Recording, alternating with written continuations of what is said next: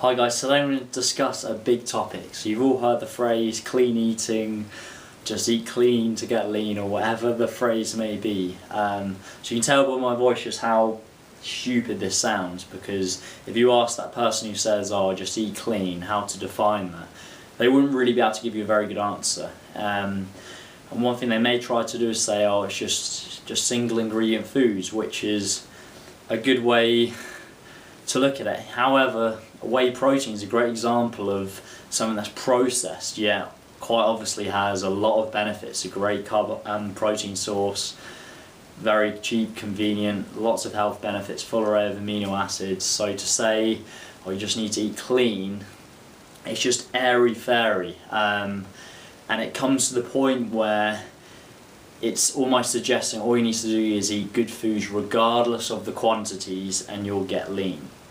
Let me just clarify, that's just incorrect, because a surplus calories of food is a surplus calories of food regardless of whether the food sources come from brown rice or pizza.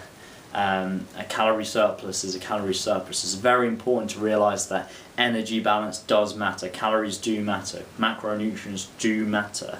And just to kind of clarify, just a quick almost misconception is when people transition into clean eating where they're just eating single ingredient foods, by default they'll go into an energy deficit because they're so used to eating some quote unquote processed food which tend to be more calorically dense.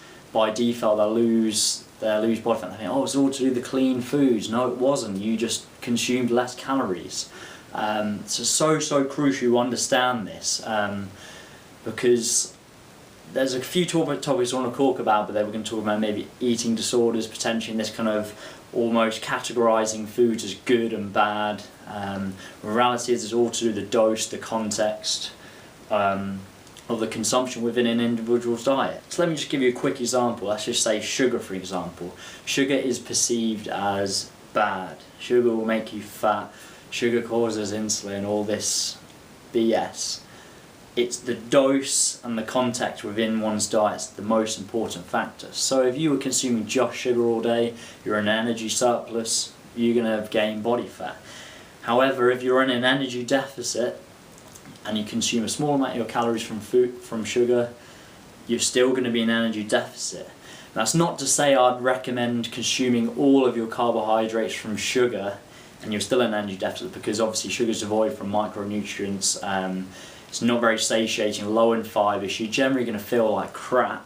So that's not what I'm suggesting, but I just thought I'd just bring up that point. So this is where kind of flexible dieting, I know I've covered a very similar video probably about a year ago and talked about straw man arguments against if it fits your macros, flexible dieting, because you'll get a straw man that will say something along the lines of if it fits your macros is a load of nonsense because you're just eating crap food, loads of processed junk. And that's quite frankly ridiculous, because when you look at the way the numbers set out the protein, carb, fats, there's no way you can, especially if you're in a dieting phase, this is the key difference, there's no way you can consume a lot of quote unquote processed, bad food, whatever you call it, within the numbers.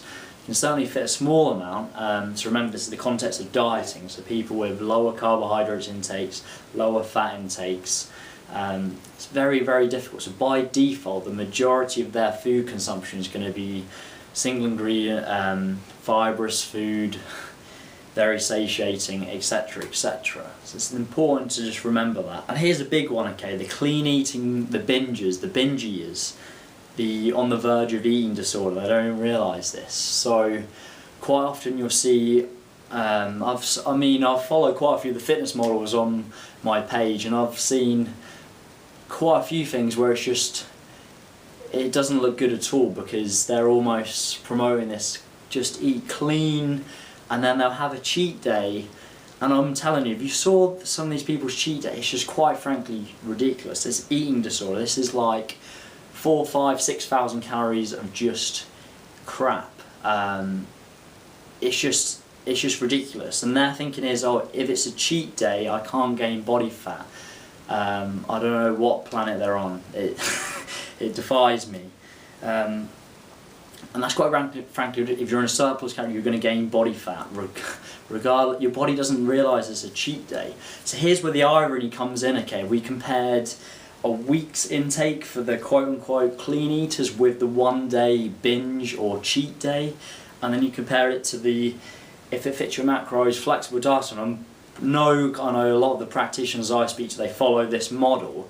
If you compared over the week the if it fits your macro crowd and then the clean eater with the binge cheat day, I guarantee you the person eating the binge cheat day will have more crap in their diet without question compared to the flexible dieter who just has small amounts of quote unquote kind of not single ingredient food, kind of quote unquote bad foods within their diet within moderation. So the key with the flexible dieter is it keeps adherence high, because if you're craving something sugary or whatever, you can still have it in small amounts. So let me just clarify, it's more to do the dosage and the context within one's diet. So on this side, small amounts of quote unquote bad foods with the flexible dieter. The clean eater, with the binge day, I guarantee the majority of them are eating more rubbish than the flexible dieters. That's the irony there. But can you see the difference in thinking? The thinking on the clean eating side is those foods are bad, those foods are good. The flexible dieter is all foods are neutral, and it's the dose, the context within one's diet, the amounts of foods, that's going to be the biggest determining factor, which is correct. So now I've gone a big rant here, but I just feel like I had to come out and clear this up, because I see the amount of times I've seen clean eating quote or hashtagged on Twitter, Instagram, Facebook. So just to clarify, I'm more of a fan of the flexible dieter approach, but the reality is they're still eating the majority of their food from fibrous vegetables, lots of lean meats, quality protein sources, majority of quality carbohydrate sources with a small amount of whatever foods they enjoy, as long as their meets their macronutrient targets, their fibre targets. So just to clarify, I'm not promoting just eating crap all the time.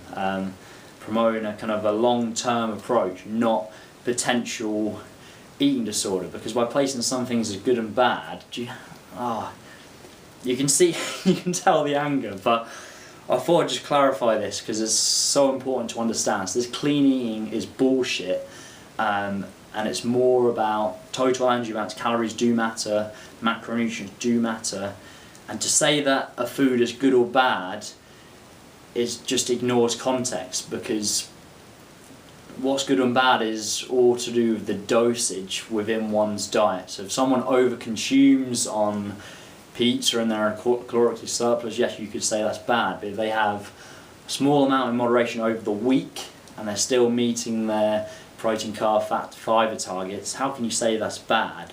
On the flip side, you could get an individual who's over-consuming quote-unquote clean foods. So you're still going to say that food is clean by over-consuming and get fat. So it's more to do with moderation, dose, context, the quantities over quality.